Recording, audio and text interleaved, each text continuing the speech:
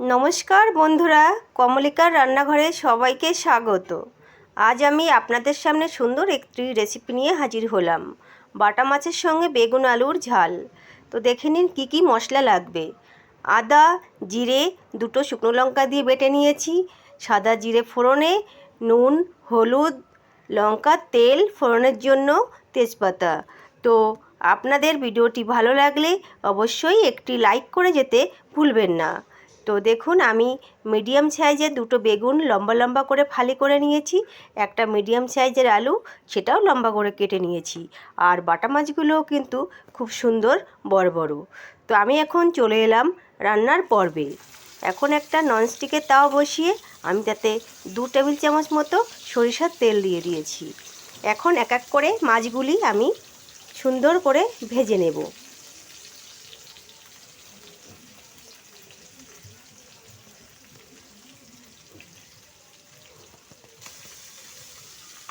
একটি অনুরোধ বন্ধুরা, ভিডিওটি না টেনে প্রথম থেকে শেষ পর্যন্ত দেখবেন।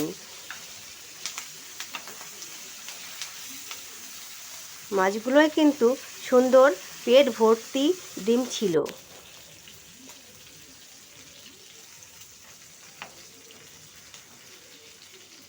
মাছটা কিন্তু লাল লাল করে ভাজা হয়ে গেছে।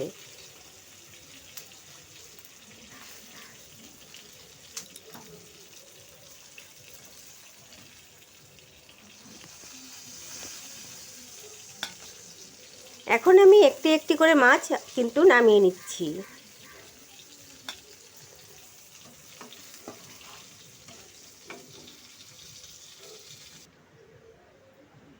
মাছগুলো আমার নামানো হয়ে গেছে। এখন আমি গ্যাসে বসিয়ে দিয়েছি একটা কড়াই। তাতে দিয়ে দিলাম পরিমাণ মতো 2 চামচ সরিষার তেল। এখন আমি ওই তেলে বেগুনগুলো সুন্দর লাল করে ভেজে নেব।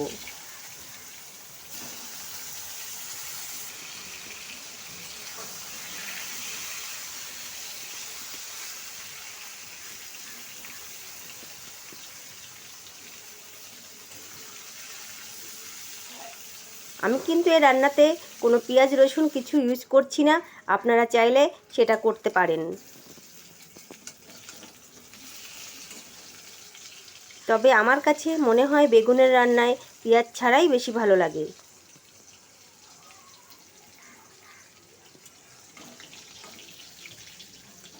আমার কিন্তু বেগুনগুলো লাল করে ভাজা হয়ে গেছে। এখন কিন্তু আমি একটি পাত্রে বেগুনগুলো তুলে নিচ্ছি। এখন আমি ওই তেলেই অবশিষ্ট তেলটাই একটু তেজপাতা আর সাদা জিরে ফোড়নে দিলাম। এখন তুলে দিচ্ছি নুন হলুদ মাখানো আলুগুলো।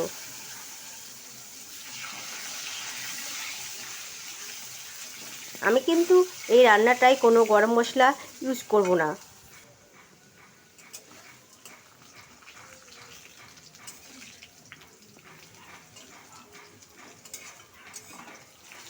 আলুগুলো কিন্তু লাল লাল ভাজা হয়ে গেছে। এখন আমি আলুতে যা যা মশলা দরকার সেগুলো একে একে মিশিয়ে দিচ্ছি।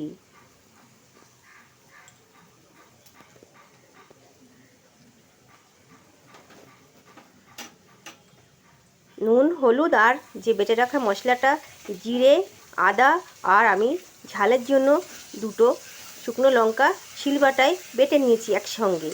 এখন কিন্তু আমি এটা দিয়ে সুন্দর করে কষতে থাকবো।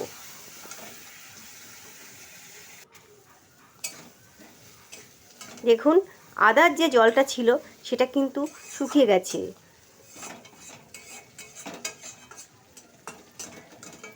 এই অবস্থায় এখানে আমি একটু জল মিশিয়ে আবার কিছুক্ষণ কষে নেব। তাতে করে তরকারিটার কিন্তু সুন্দর স্বাদ হয়।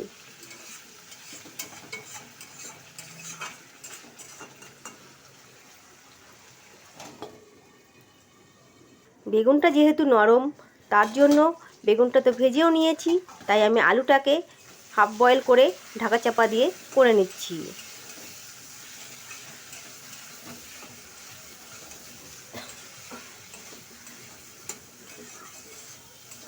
বেগুনটা দিয়ে কিন্তু আমি তরকারিটা কষবো না, বেগুনটা আমি ঝোলেই দেব। তাতে করে বেগুনগুলো গোটা গোটা থাকবে আর খেতেও কিন্তু ভীষণ ভালো লাগবে। এখন আমি দিয়ে দিলাম কাঁচা লঙ্কা।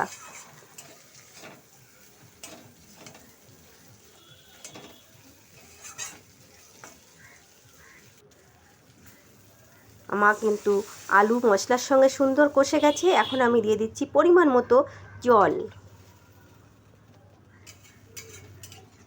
আমি কিন্তু এই রান্নাটায় কোনো চিনি ব্যবহার করছি না, আপনারা চাইলে ব্যবহার করতে পারেন। আমার কিন্তু আলু দিয়ে জলটা দেওয়ার পরে ঝোলটা কিন্তু সুন্দর ফুটে গেছে।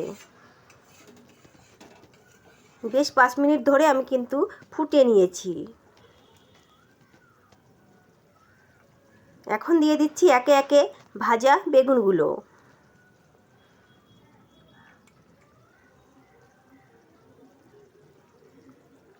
তাতে করে কি হবে, বেগুনগুলো কিন্তু বেশি ঘাটাঘাটাই হবে না, সুন্দর মাছ বেগুন আলু সুন্দর তুলে খাওয়া যাবে। এখন দিয়ে দিচ্ছি আরেকটু ঢাকা। আমার কিন্তু বেগুন একদম রেডি হয়ে গেছে। এই অবস্থায় আরেকটু নাড়াচাড়া করে নিচ্ছি একদম আলতো হাতে। আলুটা কিন্তু আমার সিদ্ধ হয়ে গেছে। এখন আমি দিয়ে দিচ্ছি একে একে মাছ।